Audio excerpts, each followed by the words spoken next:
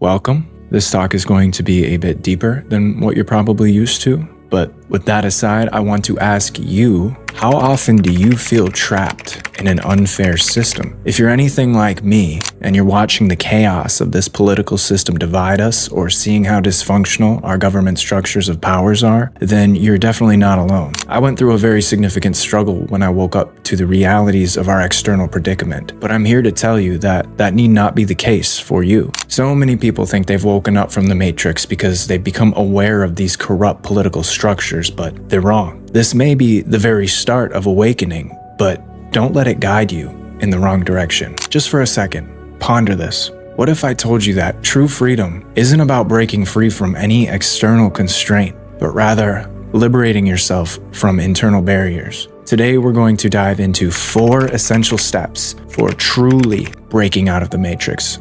A couple weeks back, I was chatting with an older gentleman at the dog park, and all seemed well and dandy until he asked me what I thought about the presidential political race. And personal opinions aside, I told him, I'm not worried. Whoever wins won't determine my future. And as I said this, I saw something rage up in his eyes, and suddenly he thrust this montage of opinions on why I should be very concerned and why I should be anxious. I needed to be anxious about this election in order to keep my freedoms. And ironically, I'm watching this man tell me his freedoms will be taken away, yet he seemingly already looks trapped in a state of worry and anxiety already. Freedom is not something to be attained, it is something to be realized. Bhagwan Sri Rajneesh. To understand this matrix, one needs to understand what freedom truly is. And it's not what you think. Freedom has 3 faces: freedom from, freedom for, and freedom in itself. Freedom from being past-oriented,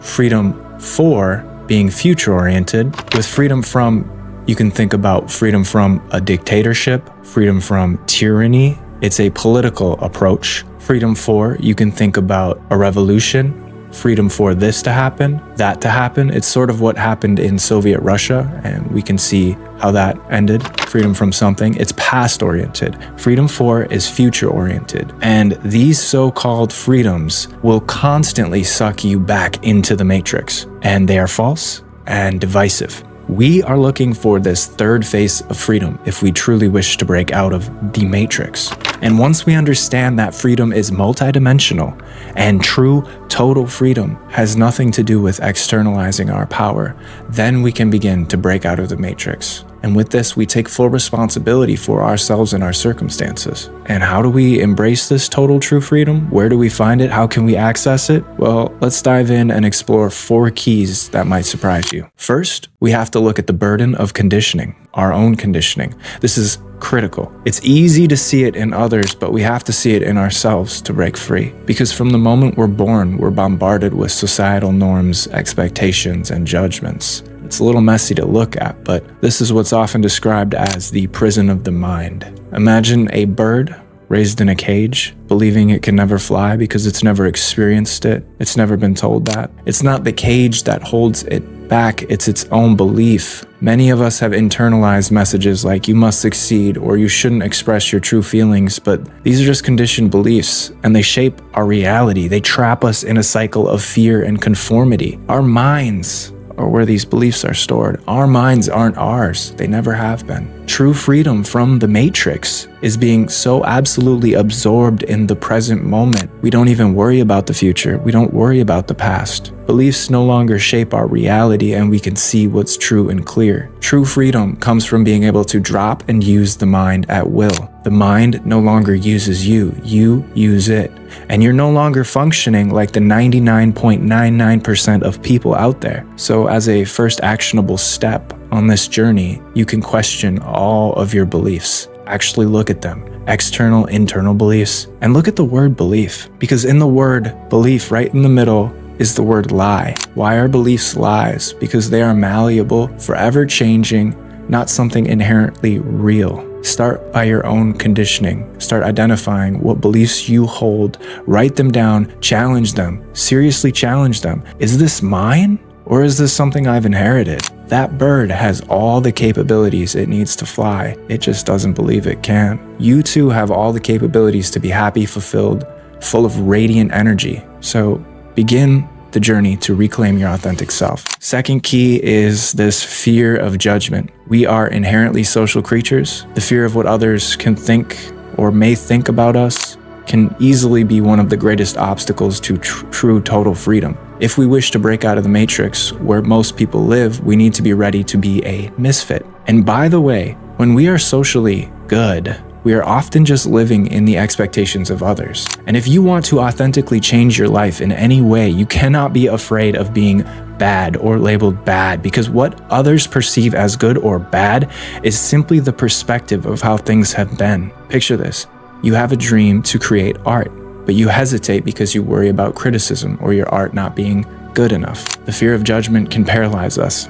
It keeps our true selves hidden, never allows us to express our creativity. There are so many people who like this and probably have so many gems buried inside of them. And yes, this fear is deep-rooted in our desire for acceptance. However, you can, and I urge you to embrace your individuality and to remember that judgment is often just a reflection of others' insecurities. It's not even ours. Plus, there are others who will recognize your authenticity and be drawn in at a much greater magnitude when you are authentic. So as an actionable step, when you find yourself hesitating in any creative endeavor, or just hesitating at all because of what others might think, take a moment to breathe and ask yourself, what would I do if I were completely unafraid? What would I do if I were completely unafraid? And allow yourself to express, even if it feels uncomfortable, because freedom lies on the other side of fear. Fear is the gateway. When you feel it, that's your golden key. Just remember that others project themselves everywhere they go. Third step in breaking out of the matrix is seeing this illusion of control. Many people believe that having control over their lives will lead to freedom, but this is a paradox. The more we try to control every aspect of our existence, the more we actually restrict ourselves. Picture a gardener trying to force a flower to bloom before it's time. True freedom comes from acceptance and letting go. It's about trusting life, trusting the process of life, rather than attempting to orchestrate each detail. Trust with deep love and conviction for life. And I know when we are waking up to the reality of the matrix, it often burdens us with how to avoid chemicals, learn the truths of a subject, because there's always something under the rug. There's always something deeper. And while some of this, yes, it may yield great results, but going about it in a way of control will only keep you chained. And if you've ever been on social media, you will see others constantly trying to wake people up and argue and prove things when they go about it. And this is trying to control. So as an actionable step,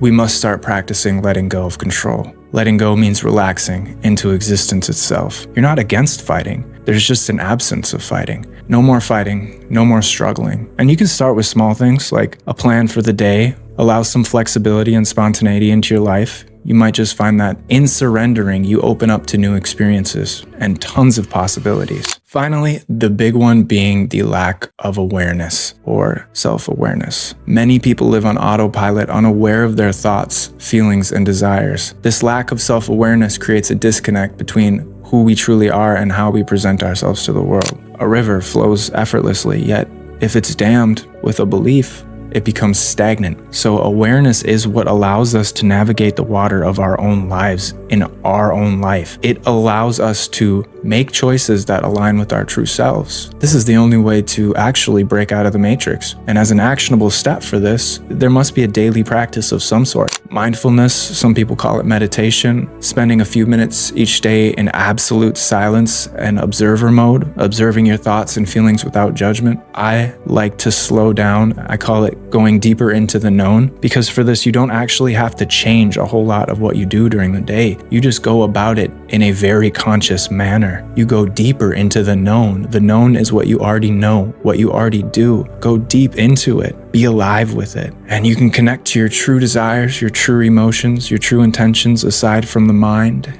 You move to the heart and out of the matrix. So there you have it. The barriers to freedom, they lie in our conditioning, our fear of judgment, this illusion we have of control and lack of awareness. True freedom is not a destination. It's a journey within. And with that said, thanks for watching, and until next time.